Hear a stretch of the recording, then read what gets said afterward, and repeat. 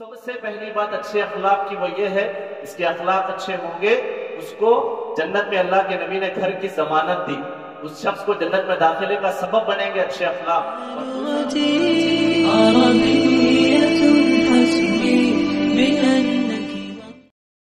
هبت نفحات أنسية فشد البلبل ألف تحية وبدا البدر لله نحمده ونستعينه ونستغفره ونعوذ بالله من شرور أنفسنا ومن سيئات أعمالنا من يهده الله فلا مضل له ومن يضلله فلا هادي له وأشهد أن لا إله إلا الله وحده لا شريك له وأشهد أن محمدا عبده ورسوله أما بعد فإن خير الحديث كتاب الله وخير الهدي هدي محمد صلى الله عليه وسلم وشر الأمور محدثاتها وكل محدثة بدعة وكل بدعة ضلالة وكل ضلالة في النار. قال الله تعالى في القرآن المجيد والفرقان الحميد: يا أيها الذين آمنوا اتقوا الله حق تقاته ولا تموتن إلا وأنتم مسلمون. يا أيها الناس اتقوا ربكم الذي خلقكم من نفس واحدة وخلق منها زوجها وبث منهما رجالا كثيرا ونساء واتقوا الله الذي تساءلون به والأرحام إن الله كان عليكم رقيبا. يا أيها الذين آمنوا اتقوا الله وقولوا قولا سديدا يصلح لكم أعمالكم ويغفر لكم ذنوبكم ومن يطع الله ورسوله فقد فاز فوزا عظيما. رب اشرح لي صدري ويسر لي أمري واحلل عقدة من لساني يفقهوا قولي. ہم سب سے پہلے اللہ سبحانہ و تعالیٰ کا شکر بجا لاتے ہیں اور بے شمار درود و سلام ہو محمد صلی اللہ علیہ وسلم پر کہ جنہوں نے ہمیں جینے کا صحیح و مکمل طریقہ سکھایا اور جن کی زندگی میں ہمارے لیے بہترین نمونہ ہے۔ آج کے خطبہ جمعہ کا عنوان ہے اچھے اخلاق کے فائدے اور برے اخلاق کے نقصانات۔ تو عنوان سے یہ بات سمجھ میں آ رہی ہے کہ اخلاق دو طرح کے ہیں، ایک ہے اچھے اخلاق اور دوسرے ہے برے اخلاق۔ اسے کہا جاتا ہے اخلاق محمودہ یعنی حسن اخلاق، اور ایک ہے اخلاق مذمومہ یعنی جس کی مذمت بیان کی گئی ہے اور جس کے تعلق سے قرآن و حدیث میں سزائیں بتائی گئی ہے، اسے کہا گیا ہے برے اخلاق۔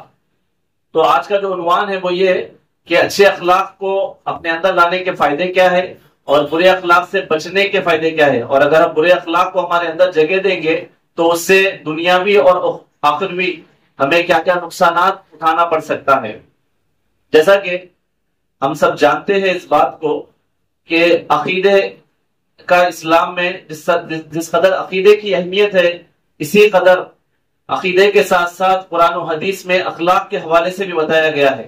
جب آپ والعصر پڑھیں گے قرآن مجید کا سورہ تو اس کے اندر کہا گیا الا الذین آمنوا وعملوا الصالحات، جو لوگ ایمان لائے اور نیک عمل کرے وہ خسارے میں نہیں ہے۔ تو یہاں پر ایمان کو نیک اعمال سے جوڑا گیا ہے، اور جو حسن اخلاق ہے، اچھے اخلاق ہے، وہ نیک اعمال کے اندر آتے ہیں۔ اسی طریقے سے اگر آپ اخلاق کی اہمیت کو سمجھنا چاہتے ہیں تو اس کی بہت ساری اپنی جگہ ایک اہمیت ہے۔ اخلاق ہے کیا؟ اخلاق انسان کا ظاہری سلوک ہے۔ جس طریقے سے ہم جانتے ہیں اسلام ایک مکمل دین ہے، اسلام ہمیں صرف عبادات کی تعلیم نہیں دیتا کہ مسجد میں کس طریقے سے عبادت کرنا ہے، کس طریقے سے نماز پڑھنا ہے، کس طریقے سے روزہ رکھنا ہے، یا کس طریقے سے زکوٰۃ اور حج دینا ہے۔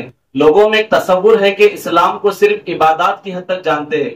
لوگ سمجھتے ہیں کہ جب مسجد میں آؤں گا تو اسلام میں کس طریقے سے عبادت ہے معلوم کروں گا اور عبادت کروں گا، پھر جیسے ہی مسجد کے باہر نکل جاؤں گا تو اس کے بعد اسلام کا دین میرے اوپر نافذ نہیں ہوگا، بلکہ میں اپنے طریقے سے اپنے حساب سے چلوں گا، یعنی اپنے گھر میں اپنے حساب سے رہوں گا، اپنے کاروبار کی جگہ اپنے حساب سے رہوں گا، اپنے محلے میں اپنے شہر میں اپنے حساب سے رہوں گا۔ ایسا نہیں ہے، بلکہ اسلام نے جہاں عبادات سکھایا ہے وہیں پر اسلام نے ہمیں اخلاق کی تعلیم بھی دی ہے.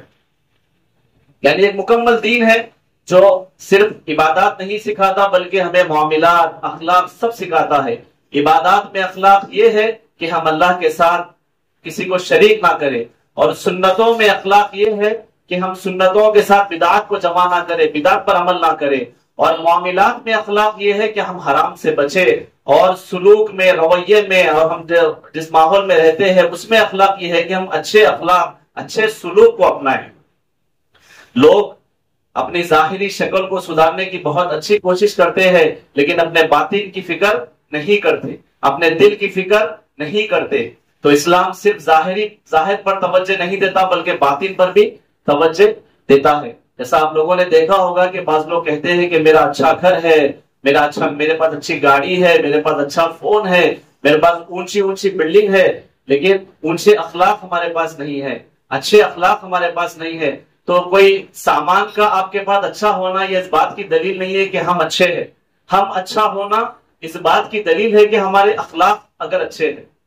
یعنی اسلام ظاہر کو نہیں دیکھتا بلکہ باطن کو دیکھتا ہے. جس طریقے سے کسی انسان کو ہم دیکھتے ہیں تو اس کی شکل ہمارے دل میں آ جاتی ہے، لیکن جب ہم اس کا رویہ، اس کے اخلاق دیکھتے ہیں تو اس کی جگہ ہمارے دل میں بن جاتی ہے. تو اخلاق کا بڑا گہرا تعلق ہے ہماری زندگی سے، اور جس طریقے سے ہم اللہ کو راضی کرتے ہیں اللہ کی عبادت کے ذریعے سے، اسی طریقے سے اگر ہم مخلوق کے حقوق کو ادا کرنا چاہتے ہیں، اسی طریقے سے اگر مخلوق کے ساتھ ہم اچھا رہنا چاہتے ہیں تو ضروری ہے کہ ہم اخلاق کو اپنائیں. اس طرح ہم عبادت کے ذریعے سے خالق کو راضی کریں گے، اسی طریقے سے اچھے اخلاق کے ذریعے سے ہم مخلوق کے ساتھ بھی اچھا رہ سکتے ہیں، اچھا رویہ اختیار کر سکتے ہیں. وگرنہ یہ تو ایسے ہوگا کہ دنیا میں جو چیزیں چھوڑ کر جانا ہے وہ تو بڑی اچھی ہم نے بنائی ہے، گھر بنایا ہے، باقی سب جو کچھ چھوڑ کے جانا ہے وہ سب سے اچھا بنایا ہے، لیکن جو چیزیں آپ کے ساتھ آپ کے پاس آنے والی ہے خبر میں، جو حشر میں حساب کتاب میں کام آنے والی ہے، وہ چیزیں ہمارے اندر نہیں ہیں. جو چیزیں یہاں پر چھوڑ کے جانا ہے ان چیزوں کو ہم اچھے سے اچھا رکھنے کی کوشش کرتے، گھر کے اندر سے خراب چیزوں کو نکالنے کی کوشش کرتے، گھر کے اندر سے جو فضول بیکار چیزیں ہیں اور جو گھر کے اندر جس سے نقصان ہے ان چیزوں کو نکالنے کی کوشش کرتے، گھر کو اچھا رکھتے اپنے، لیکن ہم ہماری ذات کو اچھا رکھنے کے لیے کوشش نہیں کرتے. بد اخلاقیوں کو اپنے اندر جمع کرتے رہتے ہیں یہاں تک کہ ہمیں موت آ جاتی ہے. اگر ایسی موت آ گئی تو ہم اللہ کے پاس کیا حساب دیں گے؟ ہم اللہ کے پاس کیا کہیں گے کہ میں دنیا میں یہ اچھا بنا کے آیا، وہ اچھا کر کے آیا، یہ اچھا کر کے آیا. پوچھا یہ جائے گا کہ تم کیسے تھے، پوچھا یہ جائے گا کہ آپ ہیں کیسے، وہ بتائیے. آپ کے پاس سب کچھ اچھا تھا لیکن آپ اصل میں کیسے ہیں. تو انسان کو اس بات پر توجہ دینے چاہیے کہ ہم سامانوں کو اچھا بنانے کی فکر نہ کریں بلکہ ہماری اپنی ذات کو اچھا بنانے کی ہم فکر کریں. اچھے اخلاق کا فائدہ یہ ہے کہ جب انسان کے اخلاق اچھے ہو جاتے ہیں تو اچھے اخلاق جنت میں جانے کا ذریعہ بن جاتے ہیں. جیسا کہ اللہ کے نبی صلی اللہ علیہ وسلم نے فرمایا، ابو داؤد کی حدیث ہے، انا زعیم ببیت فی ربد الجنہ، میں ضمانت دیتا ہوں، بولے اللہ کے رسول. اللہ کے نبی نے کیا کہا؟ انا زعیم، میں ضمانت دیتا ہوں، یعنی میں ذمہ داری لیتا ہوں. کس چیز کی؟ انا زعیم ببیت، ایک گھر کی ضمانت لیتا ہوں، ایک گھر کی ذمہ داری لیتا ہوں. کس چیز پر؟ فی ربد الجنہ، کہا جنت کے اطراف میں، جنت کے کناروں کی طرف میں تمہیں گھر کی ضمانت دیتا ہوں، ایک گھر کی ذمہ داری لیتا ہوں. کس وجہ سے؟ کہا لمن ترک المراء وان کان محقا، اللہ کے نبی نے کہا جو حق پر رہتے ہوئے جھگڑے کو چھوڑ دے گا ایسے شخص کے لیے میں جنت میں گھر کی ضمانت دیتا ہوں. اور جنت میں کہاں گھر کی ضمانت دیتا ہوں؟ اللہ کے رسول نے وہ جگہ بھی بتائی. اللہ کے نبی نے کیا کہا؟ فی ربد الجنہ. ربد الجنہ کا معنی ہوتا ہے کہ جنت کے اطراف میں. اس طریقے سے ہم دنیا میں بھی گھر لیتے ہیں تو دیکھتے ہیں کہ گھر کہاں پر لیا جائے، 2 روڈ کا پلاٹ ہے کیا نہیں ہے، وہاں پر اور ساری سہولت ہے کیا نہیں ہے. تو اس حدیث میں اللہ کے نبی صلی اللہ علیہ وسلم بتا رہے ہیں کہ جو شخص حق پر رہتے ہوئے جھگڑوں کو چھوڑ دے گا میں اسے جنت کی ضمانت دے رہا ہوں. انا زعیم فی بیت فی ربد الجنہ لمن ترک المراء وان کان محقا، جو جھگڑوں کو چھوڑ دے حق پر رہتے ہوئے میں ایسے شخص کو جنت میں ایک گھر کی ضمانت دیتا ہوں. یہاں پر ایک بات واضح کرنا چاہوں گا کہ حق پر رہتے ہوئے جھگڑے کو چھوڑنے کا معنی یہ ہے کہ آپ نے آپ کی کوئی چیز تھی لیکن آپ جانتے ہیں کہ اس پر حق پر میں ہوں، لیکن آپ اللہ کی رضا کے لیے اس کو چھوڑ دیتے ہیں، تو یہ بشارت ہے۔ لیکن دین کے معاملے میں یہ بات نہیں ہے، بلکہ دین میں حق اور باطل واضح ہے، دین کے معاملے میں کوئی کمپرومائز نہیں کیا جائے گا۔ جہاں تک اپنی ذات کا تعلق ہے، اپنی ذات کو جو مشکل ہوتی ہے پڑھنے دیجیے، اور حق کے لیے آپ جھگڑے کو چھوڑ دیتے ہیں تو ایسے شخص کے لیے یہاں پر بشارت ہے، نبی صلی اللہ علیہ وسلم کی ضمانت ہے کہ اس شخص کے لیے جنت میں ایک گھر ملے گا۔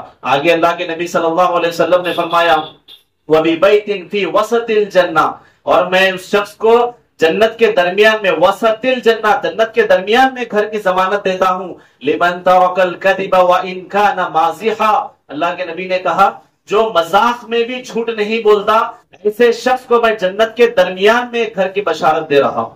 کہاں پر دے رہا ہوں؟ وسط الجنہ، یعنی جنت کے درمیان میں، وسط کہتے ہیں درمیان میں۔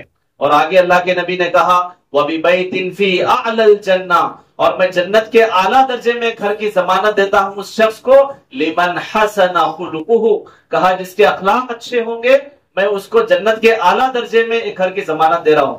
گویا اس حدیث میں اللہ کے نبی صلی اللہ علیہ وسلم نے 3 الگ الگ جگہوں کا اپنے نام لیا۔ سب سے پہلے کہا ربد الجنہ، جنت کے اطراف میں گھر کی ضمانت ہے، اس کے بعد کہا وسط الجنہ، جنت کے درمیان میں گھر کی بشارت ہے، ضمانت ہے تمہارے لیے، اور آگے کہا فی اعلی الجنہ، جنت کے اعلیٰ درجے میں گھر کی ضمانت دوں گا اگر تمہارے اخلاق اچھے ہوں گے۔ تو اس حدیث کی روشنی میں دیکھیے آپ، سب سے پہلا فائدہ اخلاق کا کیا ہے؟ سب سے پہلا فائدہ اخلاق کا یہ ہے کہ ہمیں جنت میں جگہ ملے گی، جنت میں ایک گھر ملے گا، اور اس کے بالمقابلے میں جس کے اخلاق خراب ہوں گے وہ جنت سے محروم ہو جائے گا۔ دوسرا فائدہ کیا ہے اچھے اخلاق کا؟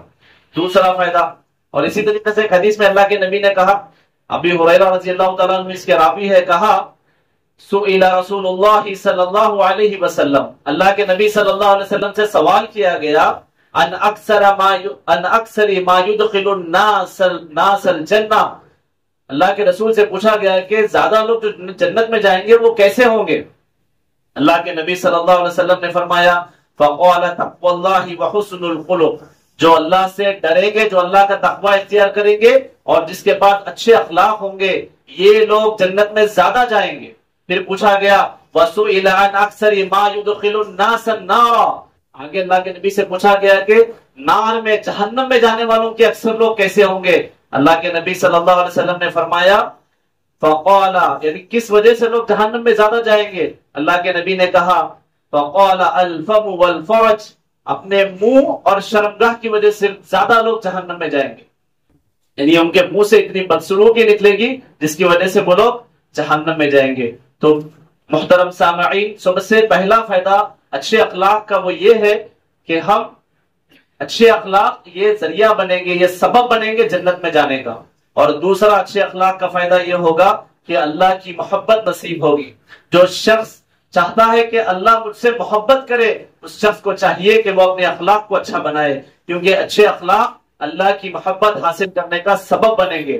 کیا دلیل ہے اس بات کی؟ اللہ تعالیٰ قرآن مجید میں فرماتا ہے، سورہ بقرہ آیت نمبر 195 میں اللہ تعالیٰ کہتے ہیں وَأَنفِقُوا فِي سَبِيلِ اللَّهِ وَلَا تُلْقُوا بِأَيْدِيكُمْ إِلَى التَّهْلُكَةِ، جو لوگ اللہ کی راہ میں مال خرچ کرتے ہیں اور اپنے آپ کو اپنے ہاتھ سے ہلاکت میں نہیں ڈالتے، وَأَحْسِنُوا إِنَّ اللَّهَ يُحِبُّ الْمُحْسِنِينَ، اور جو نیکی کرتے ہیں، اللہ تعالیٰ آگے فرما رہے ہیں إِنَّ اللَّهَ يُحِبُّ الْمُحْسِنِينَ، اللہ محسنین کو پسند کرتا ہے، محبت کرتا ہے، نیکی کرنے والوں کو اللہ محبت کرتا ہے۔ یعنی نیکی کرنا، احسان کرنا، یہ اچھے اخلاق میں سے ہے۔ تو اچھے اخلاق کا فائدہ کیا ہے؟ اللہ کی محبت نصیب ہوگی۔ اسی طریقے سے سورہ آل عمران آیت نمبر 146 میں اللہ تعالیٰ فرماتے ہیں واللہ یحب الصابرین، اللہ صبر کرنے والوں کو پسند کرتے ہیں، اللہ تعالیٰ صبر کرنے والوں سے محبت کرتے ہیں۔ صبر کرنا یہ اچھے اخلاق میں سے ہے۔ اگر آپ صبر کو اختیار کریں گے اللہ کی محبت آپ کو نصیب ہوگی۔ آگے اللہ تعالیٰ فرماتے ہیں سورہ مائدہ میں ان اللہ یحب المقسطین، کہ اللہ تعالیٰ انصاف کرنے والوں کو پسند کرتے ہیں۔ انصاف کرنا کیا ہے؟ یہ اچھے اخلاق میں سے ہے۔ اور انصاف کا اپوزٹ کیا ہوگا؟ ظلم کرنا۔ ظلم کرنا کیا ہے؟ یہ برے اخلاق میں سے ہے۔ تو جو اچھے اخلاق کو اختیار کرے گا اللہ تعالیٰ اس سے محبت کر رہے ہیں۔ تو اچھے اخلاق ذریعہ بن رہے ہیں، سبب بن رہے ہیں اللہ کی محبت حاصل کرنے کا۔ اور تیسرا اچھے اخلاق کا فائدہ یہ ہے کہ نبی صلی اللہ علیہ وسلم کی محبت اور نبی صلی اللہ علیہ وسلم کی میدان محشر میں رفاقت. آپ کے قریب ہوگا وہ شخص جس کے اخلاق اچھے ہوں گے. خود اللہ کے نبی نے ارشاد فرمایا ان من احبکم الی واقربکم منی مجلسا یوم القیامہ.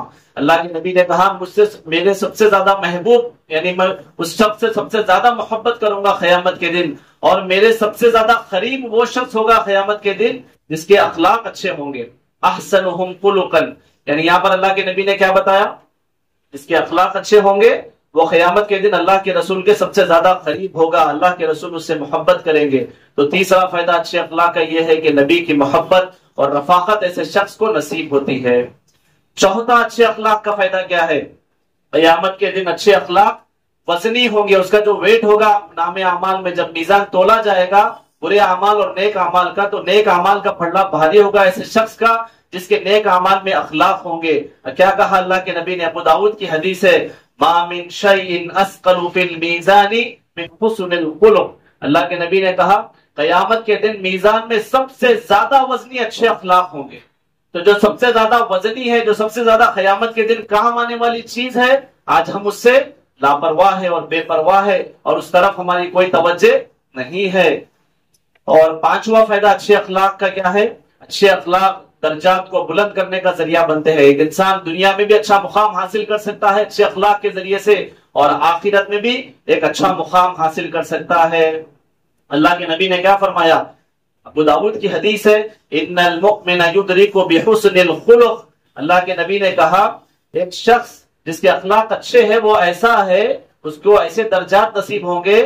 کہا درجات قائم اللیل صائم النہار، جو دن بھر روزہ رکھے اور رات میں قیام کرے اس شخص کے برابر ہے وہ شخص جس کے اخلاق اچھے ہوں گے. تو یہ اخلاق کا پانچواں فائدہ ہے کہ دنیا میں بھی آپ کو مقام ملے گا، رفعت ملے گی، عزتیں ملے گی، اور آخرت میں بھی مقام ملے گا.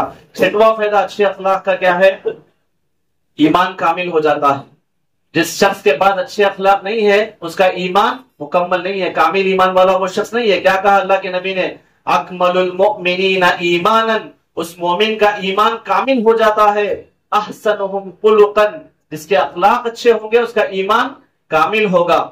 یعنی اگر جس کے اخلاق خراب ہوں گے اس کا ایمان کامل نہیں ہوگا. یہ 6 باتیں تھی جو میں آپ کے سامنے ذکر کر رہا تھا اچھے اخلاق کے حوالے سے. ان باتوں کو ایک بار دوہرا دیتا ہوں. سب سے پہلی بات اچھے اخلاق کی وہ یہ ہے اس کے اخلاق اچھے ہوں گے اس کو جنت میں اللہ کے نبی نے گھر کی ضمانت دی. اس شخص کو جنت میں داخلے کا سبب بنیں گے اچھے اخلاق. اور دوسرا فائدہ اللہ کی محبت نصیب ہوگی. تیسرا فائدہ نبی صلی اللہ علیہ وسلم کی محبت اور آپ کی رفاقت نصیب ہوگی. چوتھا فائدہ قیامت میں یہ اخلاق وزنی ہوں گے میزان کے اندر. اور پانچواں فائدہ اچھے اخلاق کا دنیا اور آخرت میں درجات ملیں گے. اور چھٹواں اچھے اخلاق کا فائدہ یہ ہوگا کہ اس کا ایمان کامل ہو جائے گا. نبی صلی اللہ علیہ وسلم کی زندگی کو جب ہم دیکھتے ہیں تو آپ کی زندگی کے سیرت کے اندر جا بجا ہم کو ہر جگہ نبی صلی اللہ علیہ وسلم کے اخلاق کے واقعات ملتے ہیں. اللہ تعالیٰ نے قرآن مجید میں فرمایا وَإِنَّكَ لَعَلَىٰ خُلُقٍ عَظِيمٍ کہ بے شک آپ اخلاق کے سب سے اعلیٰ مقام پر ہیں. یعنی نبی صلی اللہ علیہ وسلم نبوت سے پہلے 25 سال کی آپ کی عمر ہے، آپ کا نکاح حضرت خدیجہ سے ہو رہا ہے. اس کی بنیادیں کیا تھی؟ آپ کے اچھے اخلاق تھے. 40 سال کی بعد جب آپ کی عمر 40 سال کو پہنچی آپ دعوت دینے کے لیے نکلے علانیہ دعوت کو، تو دعوت دینے سے پہلے اپنے اخلاق کی گواہی دی کفار و مشرکین سے. اس کے بعد کہا قولوا لا الہ الا اللہ تفلحون. اگر ہم اخلاق اچھے نہیں رکھیں گے تو دعوت کا کام بھی نہیں کر پائیں گے. اسی طریقے سے یہ اخلاق کے اچھے فائدے ہیں. اب ایک سوال آ جاتا ہے کہ اگر برے اخلاق ہوں گے تو اس کا نقصان کیا ہوگا؟ تو آپ دیکھ لیجئے جو میں نے فائدے بتائے ہیں اس کو نقصان میں آپ تبدیل کریے. جس کے اخلاق برے ہوں گے وہ جنت سے محروم، اللہ کی محبت سے محروم، نبی کی محبت سے محروم. قیامت کے دن اس کا پلڑا بھی وزنی نہیں ہوگا. وہ اس کے درجات بھی دنیا اور آخرت میں برے ہوں گے. لوگ اسے پسند نہیں کریں گے. اور چھٹواں نقصان کیا ہوگا؟ اس کا ایمان کامل نہیں ہوگا. اسی طریقے سے بعض لوگوں کو یہ غلط فہمی ہے کہ اخلاق کا معنی ہوتا ہے بس اٹھیے بیٹھیے کھائیے پیئے جی، اسی کا نام اخلاق ہے. اخلاق اس کا نام نہیں ہے. یہ تو اخلاق کا بہت بیسک حصہ ہے. اخلاق یہ ہے کہ انسان اپنے ظاہری سلوک کو بہتر رکھے، اس کے ظاہری سلوک سے کسی کو تکلیف نہ ہو. یہ اصل میں اخلاق ہے. آپ کا باطن اخلاق کا تصور باطن سے ہے اور اس کا ریفلیکشن، اس کا اظہار آپ کے سلوک سے ہوتا ہے۔ اگر میں کہہ رہا ہوں کہ میرے پاس اچھے اخلاق ہے تو میرے اچھے اخلاق کا پتہ میرے سلوک سے ہوگا۔ اگر میرے سلوک خراب ہوں گے اس کا مطلب میرے اخلاق بھی خراب ہے۔ ہم کو جائزہ لینا چاہیے اپنے آپ کا کہ میرے اخلاق کتنے اچھے ہیں، کہ میرا سلوک کیسا ہے۔